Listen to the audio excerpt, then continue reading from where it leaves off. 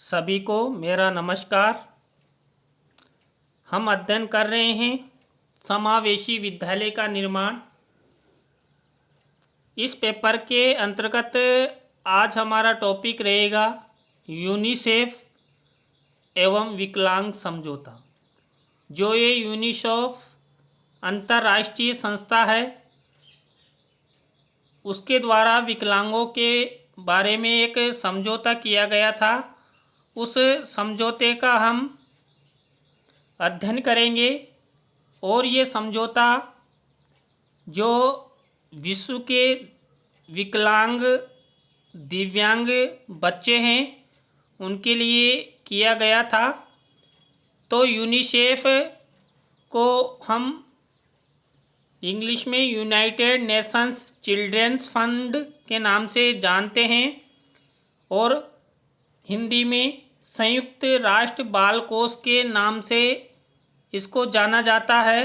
तो सबसे पहले हम यूनिसेफ का सामान्य परिचय का अध्ययन करेंगे।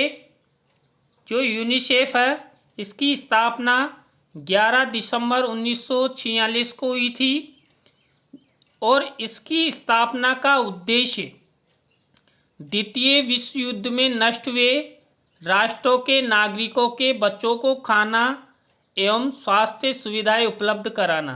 देखिए, हमारे विश्व में द्वितीय विश्व युद्ध हुआ था और उस विश्व युद्ध में हजारों लाखों नागरिकों मारे गए थे। उन नागरिकों के बच्चों को आवश्यक सुख सुविधाएं जैसे खाना है, स्वास्थ्य हैं आदि सुख सुविधाएं उपलब्ध करवाना इस संगठन का मुख्य उद्देश्य है। जो यूनिसेफ है अंतर्राष्ट्रीय बाल कोष, इसका मुख्यालय न्यूयॉर्क संयुक्त राज्य अमेरिका में है और ये संस्था में जो कार्यरत हैं यूनिसेफ 190 से अधिक देशों एवं विश्व स्वास्थ्य संगठन के साथ मिलकर कार्य करता है, जो बच्चों की शिक्षा, पोषण और स्वास्थ्य संबंधी सहायता प्रदान करता है। यानी कि देखिए, यूनिसेफ जो विश्व स्वास्थ्य संगठन है उसके साथ मिलकर कार्य करता है, क्योंकि इसका उद्देश्य भी बच्चों की स्वास्थ्य सुविधाओं के साथ साथ उनको खाना है, उनकी शिक्षा है तो अब हम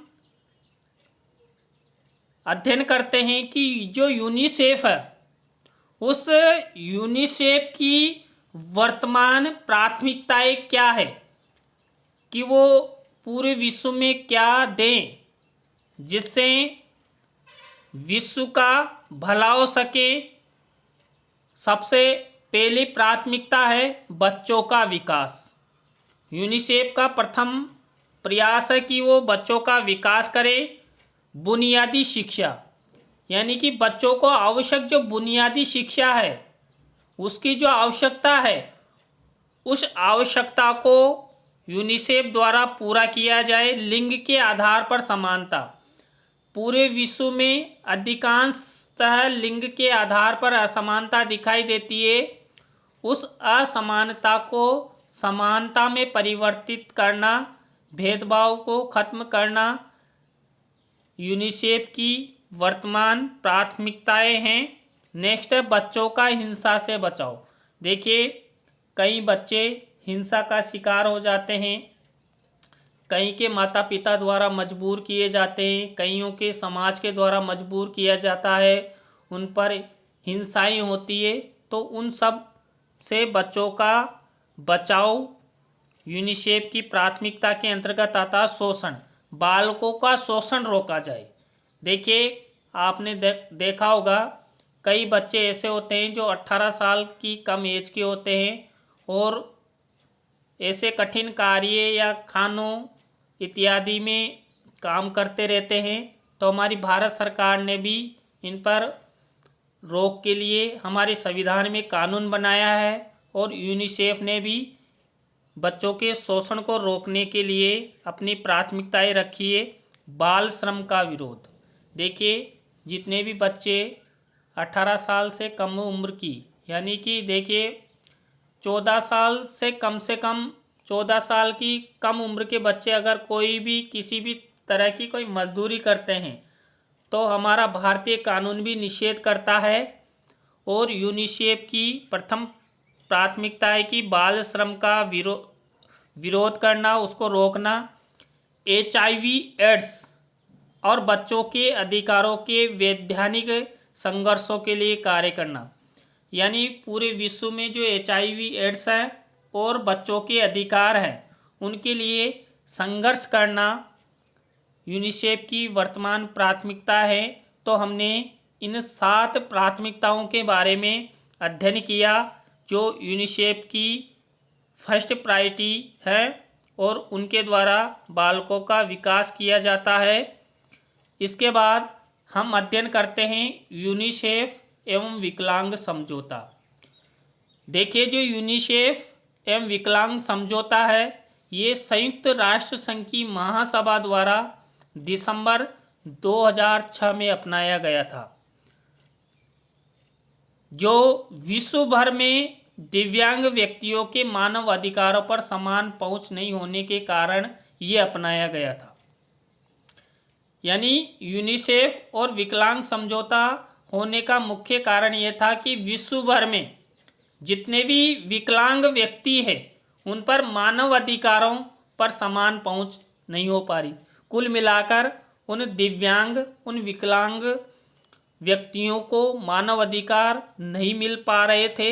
इसलिए यूनिसेफ के माध्यम से विकलांग समझौता हुआ।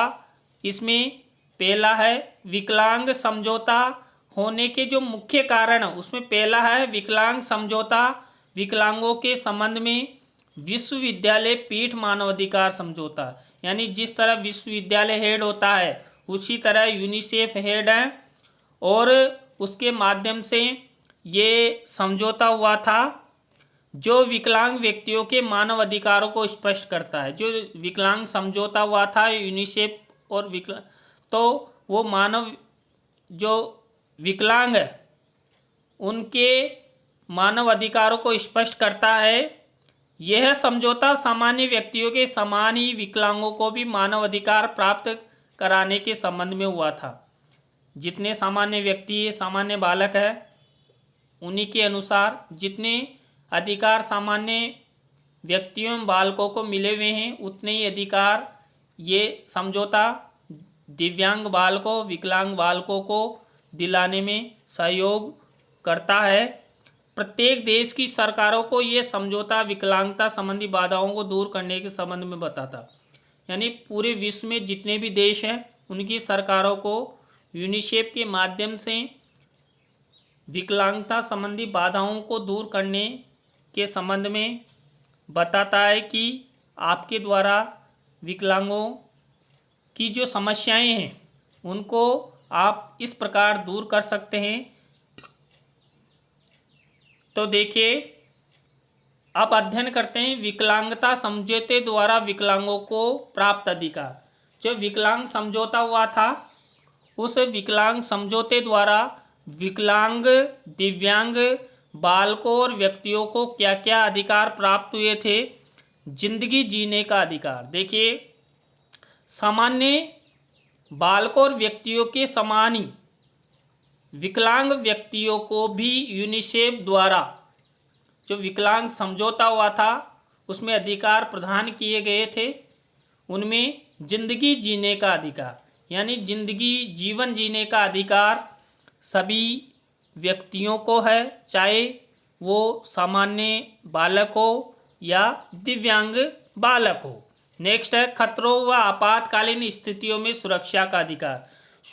जो दिव्यांग व्यक्ति थे उनको भी सुरक्षा का अधिकार प्रदान किया गया। कानून के समक्ष समान पहचान, यानी कि जो विश्व में कानून है, विश्व की जो सरकारें हैं, देश हैं, उनमें दिव्यांगों के लिए जो कानून बनते हैं उनमें समानता का भाव रखने का विचार अधिकार प्राप्त हुआ।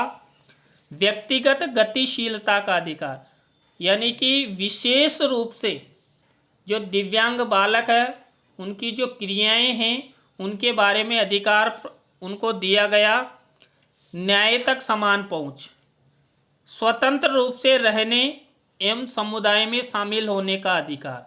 जो दिव्यांग बालक थे, न्याय की समान पहुंच और स्वतंत्र रूप से रहने एवं समुदाय में शामिल होने का अधिकार उनको मिला। व्यक्तियों की स्वतंत्रता एवं सुरक्षा का अधिकार, जो दिव्यांग व्यक्ति थे उनमें स्वतंत्रता प्रदान की गई और सुरक्षा का अधिकार। घर परिवार के लिए सम्मान, जो दिव्यांगों के घर हैं, परिवार है, उनके लिए सम्मान का अधिकार उनको प्राप्त हुआ। तो हमने ये इस समझौते के अनुसार जो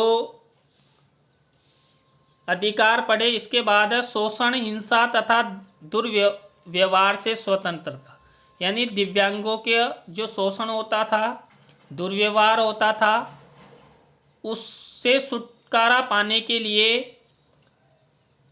शोषण, हिंसा तथा दुर्व्यवहार की स्वतंत्रता का अधिकार मिला। नेक्स्ट है व्यक्ति की सत्यनिष्ठता की सुरक्षा, यानी कि जो दिव्यांग व्यक्ति थे उनकी सत्यनिष्ठता की सुरक्षा का अधिकार उनको मिला।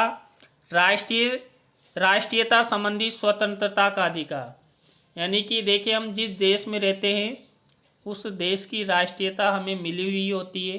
तो दिव्यांग व्यक्तियों को भी जिस राष्ट्र में, जिस देश में वो रहते हैं, उनको उनकी राष्ट्रीयता मिलने संबंधी जो स्वतंत्रता है वो अधिकार प्राप्त हुआ। गोपनीयता के लिए सम्मान, देखिए दिव्यांगों को भी सामान्य व्यक्तियों के समान ही गोपनीयता का जो अधिकार है वो मिला। नेक्स्ट है राजनीतिक एवं सामाजिक जीवन में सहभागिता, यानी राजनीति के क्षेत्र में और सामाजिक जीवन के क्षेत्र में सहभागिता निभाने के लिए उनको अधिकार मिला। सूचना तक पहुंच का अधिकार, सामान्य जो व्यक्ति होते हैं उनको सूचना का अधिकार प्राप्त है। तो दिव्यांग व्यक्तियों को भी सूचना का अधिकार प्राप्त मिला। अभिव्यक्ति एवं राय की स्वतंत्रता, जो दिव्यांग व्यक्ति है उनको अभिव्यक्ति एवं राय की स्वतंत्रता का अधिकार मिला। सामाजिक सुरक्षा का पर्याप्त स्तर, जो दिव्यांग बालक थे उनको सामाजिक सुरक्षा के पर्याप्त स्तर का अधिकार मिला। तो हमने